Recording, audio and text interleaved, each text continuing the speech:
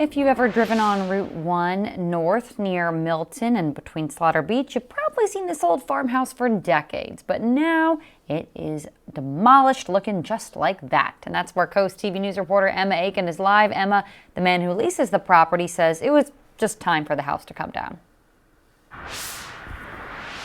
Maddie, take a look here. It's dark, but this was the house right here, and now it's just remnants, basically just a huge pile of wood pieces. And despite these recent storms we've had, this actually wasn't solely due to the weather. We spoke with the man who leases the property here, and he says certainly Mother Nature didn't help the house's condition, but that ultimately the structure just became hazardous, so they tore it down.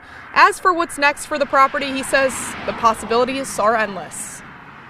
It's been a legendary landmark for more than 100 years. Sitting on 10567 Coastal Highway, an old brown farmhouse. Everybody knows, they knew exactly where you were as soon as you said those two things, the Biden barn and the old brown farmhouse. But the weight of the world was starting to take its toll on the structure. My husband and I were driving by not too long ago and looked at that, and we both said, God, that's on its last legs, and it didn't look safe for anybody that may wander onto the property. Animals, anything, wildlife. And Daryl Hughes, who leases the property, agreed. I wish we could have kept it, could have restored it at least, because I mean it is a historical house, but it was no saving it. So it was just before it actually became a danger, or a liability.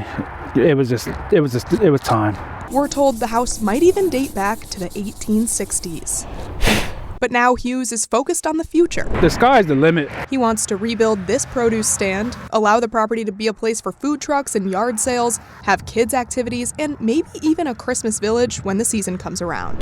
There's nothing to eat on this side of the highway, northbound side of the highway, from Lewis all the way up to, say, North Milford. This may be all that's left of the old farmhouse, but the land's legacy is far from over. Hughes says turning his ideas and plans for this property has been an uphill battle over the past few years here, but that he welcomes any help with open arms, whether it's cleanup of the pieces or just any other ideas. He really just wants to make it a fun place for kids and a nice place for the entire community. Reporting live here in Milton, Emma Aiken, Coast TV News.